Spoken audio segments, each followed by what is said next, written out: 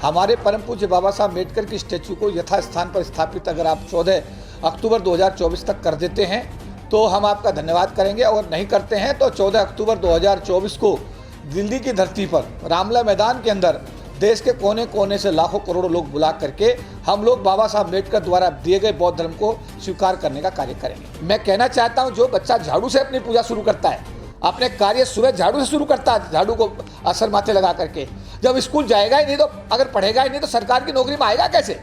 जरूरत तो इस बात की थी कि 4 लाख करोड़ रुपया जो SC/ST के डेवलपमेंट का इंदिरा गांधी जो SC प्लान, ट्राई सब प्लान बनाकर गई थी, अगर सरकार ईमानदार होती, अरे सरकार में ऑनेस्टी होती, ये सरकार SC/ST के प्रति में दर्द होता, तो 4 लाख करोड़ से हमारे गरीब बच्चों के लिए हर तहसील के स्तर पर 1000 बच्चों का रेजिडेंशियल स्कूल बना के देती। फ्री एंड कंपलसरी एजुकेशन की पॉलिसी के तहत नर्सरी से लेकर के ग्रेजुएशन तक का बच्चा जब पढ़ के आता, उसमें वाल्मीकि भी होता, उसमें चमार भी होता, खटीक भी होता, धोबी भी होता, और सारे बच्चे जब पढ़ करके निकलते और कंपटीशन करते, बराबर दौड़ते, तो उसमें वाल्मीकि बच्चा भी जाता, IAS बनता, उसमें चमार बच्चा भी जाता, खटीक भी जाता। आप बताइए, जिस बच्चे को स्कूल ही नहीं मिल रहा है, आज जहां जिस स्कूल में 6 पैसे फीस थी, आज वहां 50,000 कर दी गई है।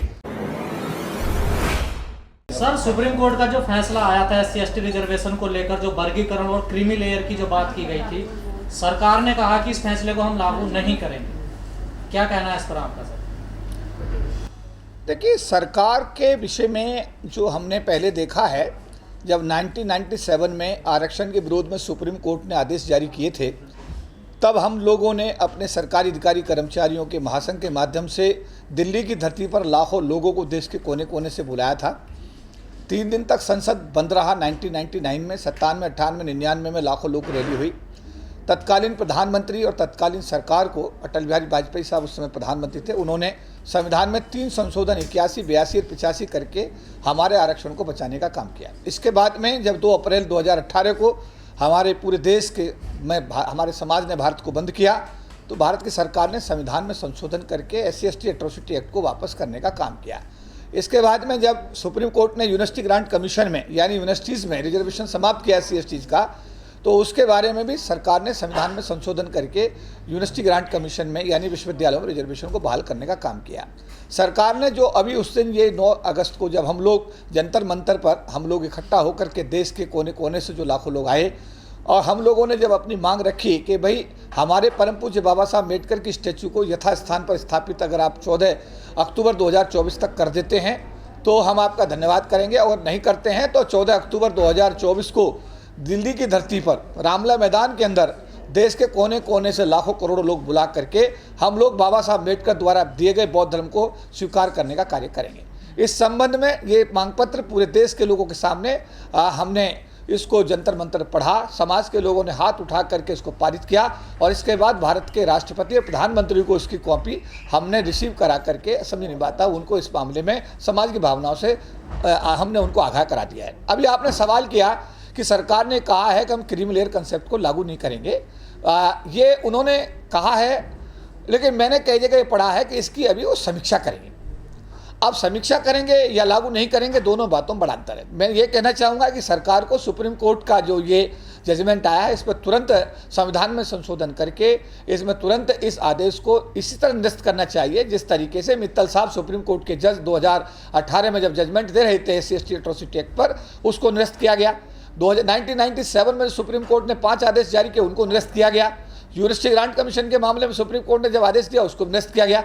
तो मैं समाज का एक जिम्मेदार, मैं कहूँगा कि एक व्यक्ति होने के नाते, कार्यकर्ता होने के नाते भारत की सरकार से पुरजोर मांग करता हूँ कि आपको तत्काल प्रभाव से संविधान में संशोधन करके सुप्रीम कोर्ट द्वारा दिए गए इस निर्णय को निरस्त करने का कानून तुरंत पास कर देना चाहिए, जिससे कि SC/ST समाज में जो असंतोष बढ़ रहा है सुप्रीम कोर्ट के जजमेंट के खिलाफ और भारत सरकार के खिलाफ, उसको नियंत्रित किया जा सके और समाज में एक रचनात्मक वातावरण पैदा किया सके। तो क्या सरकार गुमराह कर रही है बरबली कहकर? देखिए, जब तक एक गांव की कहावत है, अंधेरी अंधी तेरा भैया आया है, जब तक गोद में ना जाए जब तक कुछ कह नहीं सकते। जब तक सरकार संविधान में संशोधन करके कानून नहीं बना देती है, तब तक इस आश्वासन को तो आश्वासन ही माना जाएगा। इसको हम लोग एक ये तो नहीं कह सकते कि भाई ये निर्णय हो चुका है। निर्णय जब हो जाएगा, सरकार इसमें जब इसको कानून बना देगी तो सरकार का हम धन्यवाद करेंगे। जिस तरीके से 3 आरक्षण विरोधी आदेश वापस करने के लिए हमने पार्लियामेंट एनेक्सी में तत्कालीन प्रधानमंत्री हमारे जो अटल बिहारी वाजपेयी साहब थे उनका हमने धन्यवाद प्रस्ताव किया था, उनको बुलाया था, उनका धन्यवाद किया था। अगर सरकार ऐसा करती है तो हमारा समाज सरकार का इस कार्य के लिए धन्यवाद करेगा। 21 तारीख को जो है भारत बंद की भी कॉल दी गई है इसी के संबंध में, तो उस बारे में सर क्या राय है? मेरा ये जो आप कह रहे हैं ये मेरी उसी बात की पुष्टि कर रही है कि बढ़ता हुआ जन आक्रोश को अगर नियंत्रण करना है तो इसके लिए सरकार को अविलंब वो कदम उठाने चाहिए जिससे समाज में असंतोष पैदा ना हो। 21 तारीख का भारत बंद भी जिन लोगों के द्वारा भी इसको कॉल दी गई है, आज समाज के जितना मेरे पास, क्योंकि मैं राष्ट्रीय अंतर्राष्ट्रीय नेटवर्क का व्यक्ति हूँ, पूरे विश्व और दुनिया में मेरा सब लोग मुझे जानते हैं, पहचानते हैं। मेरे पास जो कम्युनिकेशन आए हैं 21 तारीख के बारे में, पूरे देश में ये मैसेज जन जन तक पहुँच चुका है कि 21 तारीख को भारत बंद है सरकार के इस बाबा साहब अम्बेडकर की स्टैचू को हटाने के खिलाफ और साथ साथ सुप्रीम कोर्ट के जजमेंट के खिलाफ। तो अगर 21 तारीख को भारत बंद होता है, 2 अप्रैल 2018 की पुनरावृत्ति होती है, तो मैं इस बात को बहुत जिम्मेदारी के साथ कहूँगा कि भारत सरकार इसके लिए स्वयं जिम्मेदार होगी। लेकिन केपी चौधरी साहब एक बात बताइए, क्रीमी लेयर लागू क्यों नहीं होना चाहिए? क्योंकि अभी तक जो देखा जा रहा है, जो लोग रिजर्वेशन के बाद अपने स्तर को उठा चुके हैं आर्थिक तौर पर भी, फाइनेंशियल तौर पर भी, तो क्यों ना उससे नीचे वाले पायदान को, क्योंकि अभी तक ये देखा गया जो परिवार को रिजर्वेशन मिल रहा है उसको पीढ़ी दर पीढ़ी, चाहे वो पॉलिटिकल रिजर्वेशन है, चाहे वो गवर्नमेंट जॉब का रिजर्वेशन है, चाहे वो इंडस्ट्रियल प्लॉट में, वही लोग ज़्यादातर फायदा उठा रहे हैं। ये प्रैक्टिकल सच्चाई है।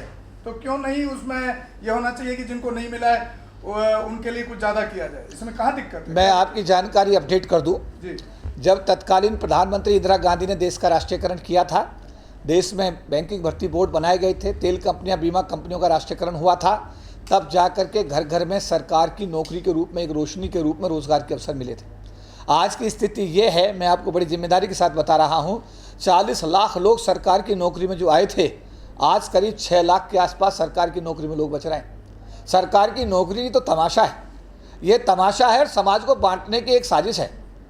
चाहे इसमें सुप्रीम कोर्ट भी शामिल है, चाहे इसमें भारत सरकार भी शामिल है, चाहे दोनों शामिल नहीं है।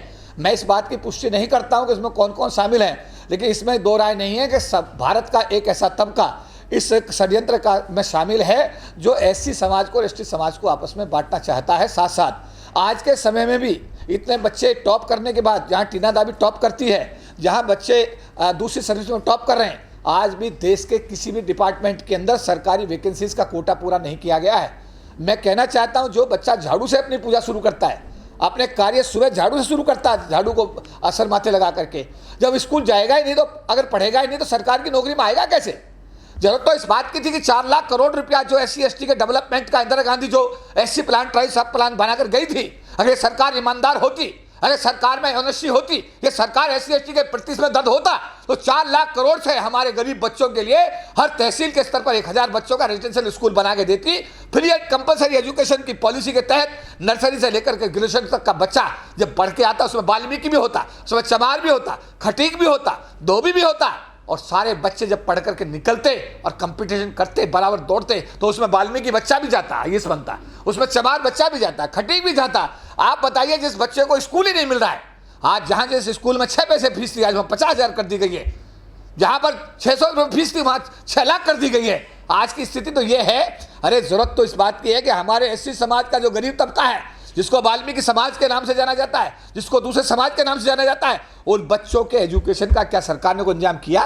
क्या सरकारी क्षेत्र को क्यों निजीकरण किया गया? सरकारी क्षेत्र खत्म करके पूना पैक्ट के तहत बाबा साहब अम्बेडकर गांधी के बीच जो पैक्ट हुआ, उसमें सिर्फ सरकारी क्षेत्र में नौकरी का प्रावधान किया गया था।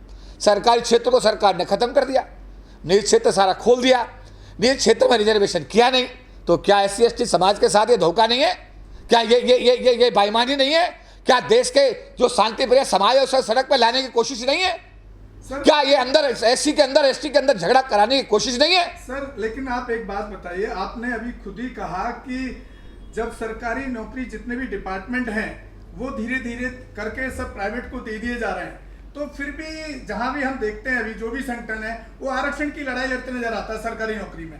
उसके लिए क्या कुछ अच्छा प्लान नहीं होना चाहिए कि जो प्राइवेट सेक्टर? देखिए, ऐसा है, 1997 में जब हमने आंदोलन शुरू किया था, हमने कहा था निजी क्षेत्र में आरक्षण लागू करो, सरकारी क्षेत्र का निजीकरण बंद करो, निजी क्षेत्र का आरक्षण लागू करो। देश की बंजर जो जमीन पड़ी है उसको उपजाऊ बना के SC ST समाज में उसका बंटवारा करो।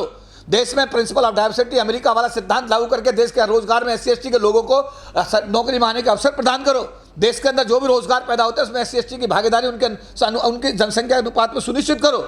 ये सारे मुद्दे 1997 से हम लोग बराबर उठाते चले आ रहे हैं। जब सरकार की नौकरी में थे तब भी जेल गए थे, सस्पेंड हुए थे, 10-10 महीने का सस्पेंशन झेला था समाज की आवाज़ उठाने के लिए। आज सरकार की नौकरी में नहीं है, एक पार्टी के राष्ट्रीय महासचिव हैं, 40 लाख लोगों का संगठन जिसमें 6 लाख नौकरी में और 34 लाख अब बाहर हो चुके हैं, उनके संगठन के भी राष्ट्रीय महासचिव की जिम्मेदारी है और LIC संगठन का भी SC ST समाज की जिम्मेदारी हम लोग आज भी कोशिश कर रहे हैं कि उसके साथ न्याय किया जाए। सर एक बाबा साहब की मूर्ति पे मेरा एक सवाल है। बाबा साहब अम्बेडकर की जो मूर्ति पार्लियामेंट से हटाई गई, उसके पीछे आप जो खास कारण है उन पे जाने की कोशिश करता हुआ मुझे कोई नजर नहीं आ रहा है। कहीं ऐसा तो नहीं कि बाबा साहब के जन्मदिन वाले दिन और उनके परिनिर्वाण दिवस वाले दिन कई लाख लोग इकट्ठा वहां होते थे? कहीं ऐसा तो नहीं सरकार ये डर गई हो कि किसी दिन ये बहुजन समाज के लोग संसद भवन के ऊपर कोई उत्पात ना मचा दें, जिस तरह से भी बांग्लादेश में हुआ, एक बार अमेरिका के वहां पर हुआ राष्ट्रपति भवन में, तो कहीं इसलिए तो जानबूझ के उस मूर्ति को नहीं हटाया कि आम आदमी वहां जाना ही बंद कर देगा, क्योंकि 2 ही दिन के लिए दरवाजे खुलते हैं उस बिल्डिंग दोनों किसी भी संभावना से इस देश में इनकार नहीं किया सकता। मैं किसी चीज की पुष्टि नहीं कर रहा हूं, लेकिन किसी भी संभावना से इनकार भी नहीं कर रहा। लेकिन संगोल की स्थापना जो राजशाही का द्योतक है और बाबा साहब के अम्बेडकर की स्टैचू को हटा देना, दोनों चीजों में कोई ना कोई बात तो है, आप समझिए। और ये जो SC ST समाज के लोग हैं, ये देश को बनाना भी जानते हैं और अपने अधिकारों के लिए लड़ना भी जानते हैं। जिस दिन ये SC ST समाज बिगड़ गया, इतनी फौज, इतनी पुलिस इस सरकार के पास नहीं है जो इन्हें संभाल पाएगी। मेरा निवेदन है भारत सरकार से, ये शांति प्रिय समाज है, देश की प्रगति के लिए काम करता है, खेतों में काम करता है, गन्ना बोता है, धान बोता है, कपास बोता है, तब जाकर ये कृषि प्रधान देश बनता है। शहर में ईंट ढोता है, सरिया ढोता है, तब देश का मल्टी स्टोरी बिल्डिंग बनाता है, सड़कें बनाता है, तब जाकर इस देश का शहरी विकास होता है। उसके बावजूद भी इन लोगों का इस देश के संसाधनों में किसी प्रकार की कोई हिस्सेदारी और भागीदारी नहीं है। और मैं ये कहना चाहता हूं कि इस शांति प्रिय समाज को छेड़ा ना जाए, इसको छेड़ा ना जाए, इसको प्रवोक ना किया जाए।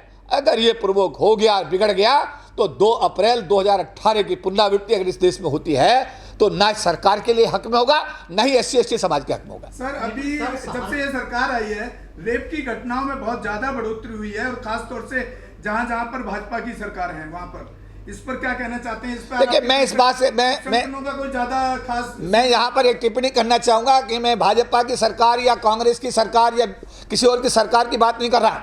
सरकारें जो भी है, सामंतवादी व्यवस्था का एक सिस्टम है। मेरी बात सुनिए आप, सरकार चला कौन रहा है ये देखिएगा। आप ये सवाल मत पूछिएगा सरकार किस दल की है, ये देखिए सरकार चला कौन रहा है। 5 साल सरकार चली है इस देश में बहुजनों की। उत्तर प्रदेश के अंदर कितना अमन, चैन, सुख, समृद्धि, शांति, कितने बलात्कार हुए, रिकॉर्ड निकालिएगा।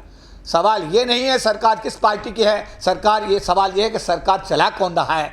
अगर कांग्रेस का चीफ मिनिस्टर ये कहता है कि मैं सुप्रीम कोर्ट के आदेश का स्वागत करता हूं, और वहां पर राहुल गांधी चुप रहता है, अखिलेश यादव चुप रहता है, जिन्होंने संविधान दिखा करके वोट लेकर के अपने आप को लोकसभा मजबूत करने का काम किया, उनकी जिम्मेदारी बनती थी दोनों नेताओं की कि वो इसका निर्णय का विरोध करते। और उन्होंने अपने ही चीफ मिनिस्टर के माध्यम से, जो आपका आंध्रा के साथ जो स्टेट है दूसरा वाला तेलंगाना के चीफ मिनिस्टर के माध्यम से उन्होंने कहलवाया कि हम इस निर्णय का स्वागत करते हैं। तो सवाल ये है जो आप कह रहे हैं कि सरकार चला कौन रहा, सरकार चलाने वाले की नीयत क्या है। सर ठीक है, मुझे एक बात बताइए, जिस तरह से अभी बाबा साहब की प्रतिमा के लिए जंतर मंतर पर एक बड़ा जन समूह वहां पर इकट्ठा हुआ, जैसा भी मुजफ्फरनगर में घटना हुई है, बच्ची के साथ रेप की घटना हुई है, 14 साल की मुजफ्फरपुर बिहार में 14 साल की बच्ची के साथ में, इस तरह की रेप की घटना पे आपके संगठन काम क्यों नहीं करते? बहुजन समाज देखिए, आज सुबह आपने हमसे निर्भया के लिए पूरा देश मोहम्मद आज सुबह बहुजन समाज के लोग भी जला रहे थे, उसके लिए क्यों नहीं आगे आ रहे आपके संगठन? आज सुबह आपने हमारे संज्ञान में दूरभाष पर जब हमारी आपसे बात हुई, आपने आज सुबह हमें ये बताया है कि ये प्रकरण इस तरीके से हुआ है। आपसे हमने तुरंत कहा कि उस बच्ची को बुलाओ, राष्ट्रीय आयोग आज हमारे कार्यालय में आ रहा है, हम उस बच्ची को राष्ट्रीय आयोग के माननीय सदस्य के सम्मुख जो है, ये दूसरा केस है सर, ये दूसरा केस है सर, जिसके लिए मैंने आपको कॉल किया। देखिए मेरा कहना यह है हाँ। कि हम एक सामाजिक कार्यकर्ता हैं और समाज में एक कार्यकर्ता के रूप में जो भी संज्ञान में हमारे आता है, चाहे राजस्थान का जालोर का मसला रहा हो, चाहे पाली राजस्थान का मसला रहा हो, और चाहे देश के किसी भी कोने में कोई अट्रॉसिटी रही हो, हमारा इतिहास है कि हमने उस घटना का पुरजोर विरोध किया और सरकार से दोषी लोगों को उनको सजा दिलाने की हमेशा हमने मांग की है। सर, बात हम उसी पे आते हैं, जो मुद्दा जो आरक्षण की बार बार बात करी जाती है, जैसे हमारे साथी भी कह रहे हैं कि आरक्षण छोड़ दो, जो अमीर हो गया।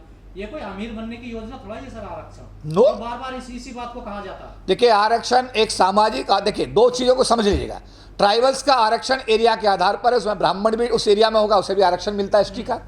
अगर कोई उसमें बनिया, उसे भी आरक्षण मिलता है।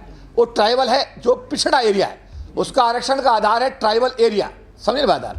एससी का जो आरक्षण है वो प्योरली भारत की सामाजिक व्यवस्था में जो दिक्कतें हैं, जो भेदभाव है, और वो भेदभाव इस सरकार, इस देश में मंत्री के साथ भी होता है जो एससी है, वो आईएएस के साथ भी होता है, और आईएएस के बच्चे के साथ भी होता है, एक क्लर्क के साथ भी होता है, गांव के जो गांव का गरीब एससी उसके साथ भी होता है।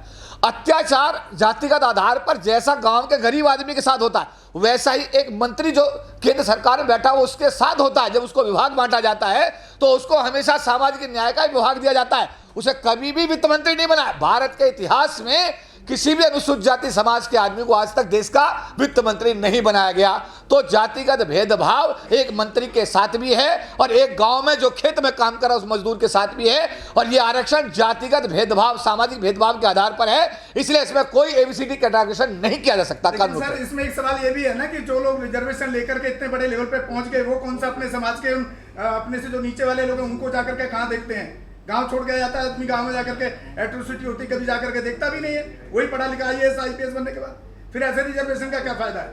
सामाजिक ढांचे के लिए दिया गया, ठीक है, क्योंकि सामाजिक उसका जातिवादी शोषण होता है, फिर भी होता है पोस्ट पर पहुंचने के बाद, लेकिन वो कौन सा अपने से नीचे वाले को जाकर के उस चीज में कहीं हेल्प करता है क्या? देखिए मेरा यहाँ 95% मेरा आपके सवाल का जवाब ये है, ये हमारे समाज का आंतरिक मामला है। इसमें सरकार या दूसरे समाज को हस्तक्षेप करने की आवश्यकता नहीं होनी चाहिए, समझिए बात आप। हमारे समाज में अगर कोई कहीं सुधार की गुंजाइश है तो हम लोग आपस में मिल बैठ कर सुधार को कर सकते हैं। जैसे कई बार पूछा जाता है कि कौन सा नेता बढ़िया है। हमारे लिए बीपी मौर्य साहब बहुत बढ़िया नेता थे, मायावती जी हमारे लिए बहुत बढ़िया नेता हैं, हमारे लिए पासवान साहब बहुत बढ़िया नेता, हमारे सुशील कुमार शिंदे, हमारे समाज के जितने भी लोग हैं जिन्होंने भी अपने अपने स्तर पर अपने अपने समय में समाज के लिए थोड़ा घना जो भी किया है, हम उनका धन्यवाद व्यक्त करते हैं। वो हमारे बीच में झगड़ा कराने वाले ये सामान्य जाति के लोग कौन है यार? हम अपनी व्यवस्था खुद देख लेंगे ना अंदर। अगर हमारे अंदर कहीं कोई सुधार की गुंजाइश है तो सुधार कर लिया जाएगा, बट सवाल यह है कि हम अपने समाज की ठेकेदारी दूसरों को नहीं दे सकते।